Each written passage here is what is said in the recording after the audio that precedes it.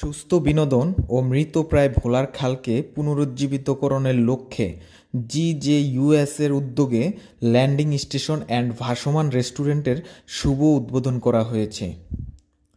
রবিবার 1 ডিসেম্বর বিকেলে ভোলা সদর হাসপাতালের পাশে খালের মাঝখানে এই দৃষ্টিনন্দন ভাসমান রেস্তোরাঁ ও ল্যান্ডিং স্টেশন গড়ে তোলা হয়েছে। উদ্বোধন অনুষ্ঠানে প্রধান অতিথি হিসেবে উপস্থিত ছিলেন স্থানীয় সরকার বিভাগের প্রশাসক মোহাম্মদ মিজানুর রহমান।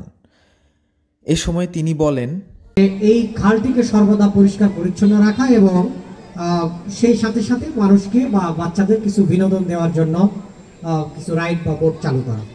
এই ভোলা শহরের একেবারে হৃৎপিণ্ড হচ্ছে এই ভোলা খাল। এইটিকে কিন্তু শুধু পরিষ্কার পরিচ্ছন্নতা যে কার্যক্রম পরিচালনা করা একটি সংস্থা বা ভোলা পৌরসভার পক্ষে খুবই কঠিন একটি কার্যক্রম। তারপরেও আজকে খালে বসে যে এরকম একটি প্রোগ্রাম করা যাচ্ছে বা এই খালের যে পচা পানির গন্ধ এটি নাই অথবা ময়লা আবর্জনা নাই, এটি ভাবতেই অনেক শহরের লোকজন একটু চমকে উঠবে যে একটি কেমন আয়োজন। আমি যতটুকু জানি এটিকে অন্য কেউ কোনো কিছুভাবে নেবেন না। যখন এইটি করা হয় বা করার উদ্যোগ নেওয়া হয় তখন অনেকেই হয়তো না বুঝেই এর বিরুদ্ধে ছিলেন যে কি করতে যাচ্ছে, খাল আবার দখল হয়ে যাচ্ছে কিনা। এটি কিন্তু খাল দখল হওয়ার কোনো বিষয় নয়। এটি জোয়ার ভাটার সাথে সাথে আপস অ্যান্ড ডাউনস হবে, উপর নিচে উঠবে, এটি ভাসমান।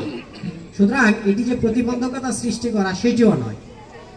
আমরা এই খালের প্রতিবন্ধকতা কি কি আছে ইতিমধ্যে এগুলো শনাক্ত করে ফেলেছি। তার মধ্যে অন্যতম প্রধান হচ্ছে এর যে ভাটির দিকে যে স্লুইস গেটটি আছে সেটি একটা অন্যতম বাধা এই খালটিকে সচল রাখার জন্য। এছাড়াও বিভিন্ন সময় বিভিন্নভাবে দখল হয়ে খালটি কোথাও প্রশস্ত বেশি, কোথাও প্রশস্ত কম, বিভিন্নভাবে বিভিন্ন সময় উচ্ছেদ কার্যক্রম পরিচালিত হয়েছে, হয়তো সেটিকে সফলভাবে বাস্তবায়ন করতে পারেনি। পরশুদিনের মধ্যে আমি সিএস মাপটা হাতে পেয়ে যাব। যে বাধাগুলো আছে আমরা একেবারে টপ টু বটম এই খালের মানে একেবারে ওই খেয়াঘাট থেকে শুরু করে শেষ পর্যন্ত স্লুইস গেট পর্যন্ত যে বাধাগুলো আছে সবগুলো বাধা আমরা অপসারণ করতে চাই। আমিও বিনা নোটিশেই সেগুলো উচ্ছেদ করে দেব। এই মামলা দিয়ে কার্যক্রম বন্ধ করে রাখা বা কোনো ইনজাংশন নিয়ে আসা এ সুযোগ আর এখন নাই বা সেই সুযোগ দেওয়া হবে না।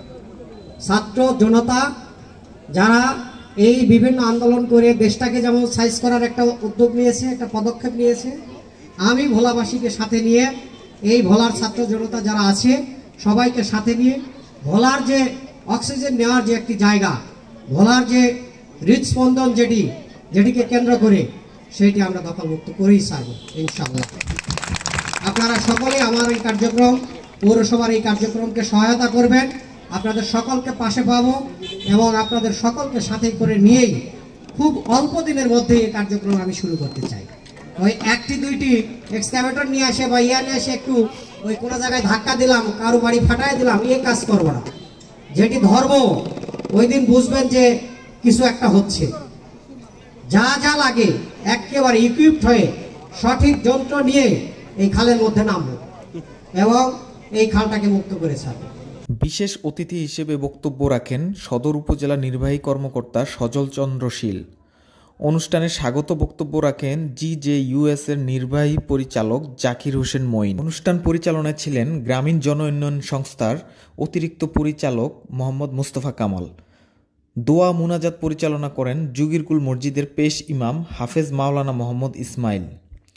অনুষ্ঠানে সরকারি বেসরকারি প্রতিষ্ঠানের কর্মকর্তা, স্থানীয় গণমাধ্যম ব্যক্তিবর্গ, প্রিন্ট ও ইলেকট্রনিক মিডিয়ার সংবাদকর্মী সহ ভোলার সকল শ্রেণী পেশার মানুষ অংশগ্রহণ করে। আশরাফুল আলম সজীব, নিউজ ডেস্ক।